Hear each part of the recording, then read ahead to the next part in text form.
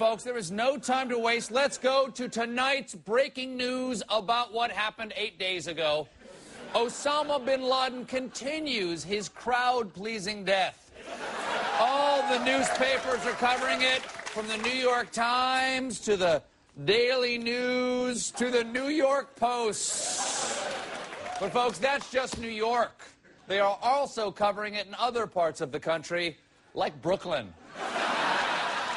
I was particularly impressed by the coverage in Der Zeitung, Brooklyn's Hasidic newspaper of record. Jim? Now you see her, now you don't. In a Hasidic paper in New York, they ran this White House Situation Room photo from the bin Laden raid. There's one problem. It removed Hillary Clinton. Impressive. Normally, getting rid of Hillary Clinton requires an entire presidential primary. Der Zeitung only had two options. Either take her out of the photo or hide the fact that she's a woman. For instance, by making her hand bigger. Of course, Der Zeitung's policy of removing women from photographs is not without its complications. Back in the 70s, when Golda Meir was Prime Minister of Israel, their readers assumed the country was being run by a headstrong podium. And think how hard this is on teenage Hasidic boys. Any empty spot in a photo could be a woman. Most boys hide the Victoria's Secret catalog under their beds, but I'm sure teenage Der Zeitung readers prefer Architectural Digest. Those sumptuous interiors leave everything to the imagination. There's a shot taken inside that room of a group of top-level officials, and you can see Secretary of State Hillary Clinton very clearly on the shot on the right, as well as another woman who's a part of the administration in the back of the room there, peeking her head in. But what happened to the photo on the left? Where is Hillary and where is that other woman? Well, it's called Photoshop, folks.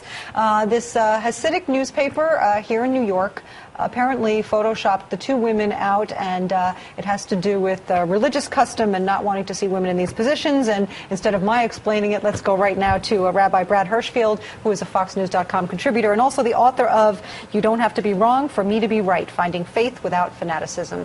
And there's the book, and we'll talk about that in a bit as well. But let's talk about this photo. What happened here? Look, what happened, and the paper has now come out and tried to explain themselves. And they said, look, our standards of modesty preclude images of women in publications.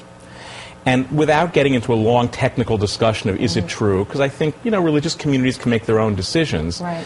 They've defended it as an act of religious liberty, which is really quite interesting, and one I really believe in. Different religious groups, whether they're Jewish, Christian, whatever, have a right to practice as they believe they are compelled to.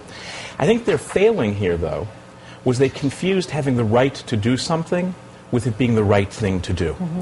I understand, although I completely disagree, and people should know it's a fairly extreme, even for the ultra-Orthodox community, a fairly extreme interpretation that even pictures of women can't be allowed. Right. But having said that, I think the real failing was once you make the decision to Photoshop that picture, you have an ethical obligation to tell your readership, we are presenting to you, in line with our religious beliefs, a Photoshopped image. For me, the bigger challenge is not the individual decisions religious communities make, and happily the Constitution affords them that right, and that's a sacred right in both sense, legally and religiously. Right. But when you have more rights, you also assume new obligations. Right. And the obligations here were to tell people our particular standards make it impossible for us to share with you, our readers, what actually happened in the full totality of that picture. Right, because otherwise, we're talking about journalists here. We're talking about a newspaper, and deleting people from a photo is lying to your readers. Again, it's lying if you don't tell them you've done it. Exactly. I think it's stupid if you do it. I want to be clear. There are two separate issues. The ethical issue, the lying issue, is not telling people. It's foolish, I think, because in America, whatever your tradition is, if you need to change reality so that it comports with your religious views, you can't actually report what's truly going on in the world, you're not going to make it. Right. So out of compassion and respect for the community, I would challenge them to rethink this policy at least some of the time, because no community in America is long for the world if they can't at least tell people what's really going on. Right.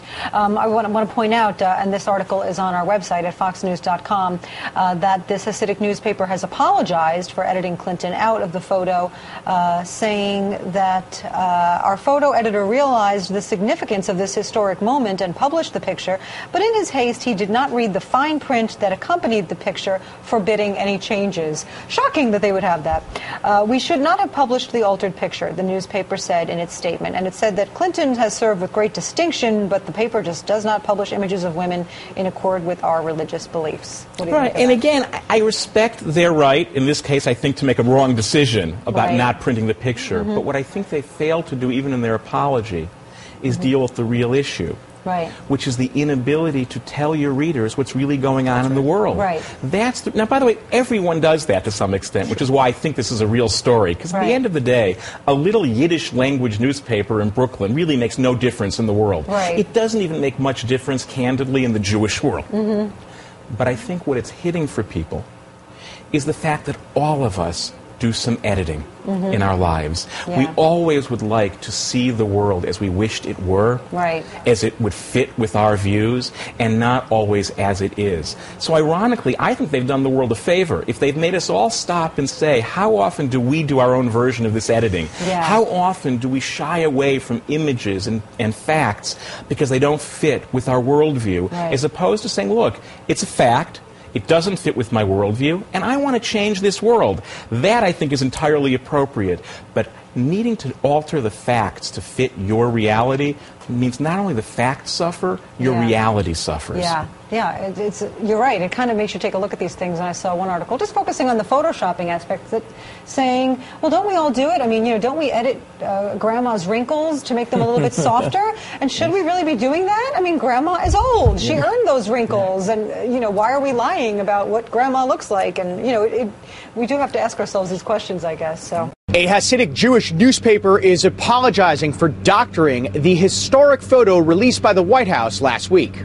By now, most people have probably seen this image of President Obama and his national security team watching and listening to the U.S. commando raid that killed Osama bin Laden.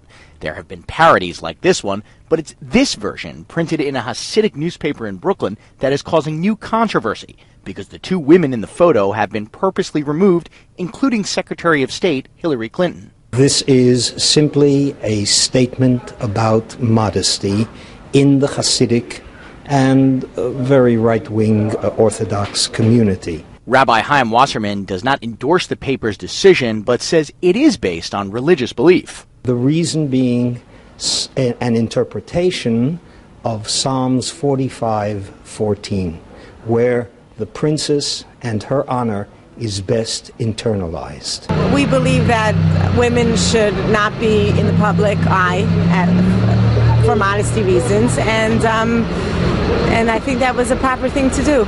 In a statement, the paper said it should not have altered the photo, but in its haste, the photo editor did not read the fine print. Any suggestion that the Hasidic community denigrates women is, quote, slanderous and libel. I think people are somewhat overreacting about it. It's just these people feel that it's very necessary not to have a woman in their newspaper, and that's it. Now, we are here in Passaic, home to a large Orthodox Jewish community. The majority of people we spoke to, both on camera and off, believe that too much is being made of this incident. Zach Fink, My 9 News.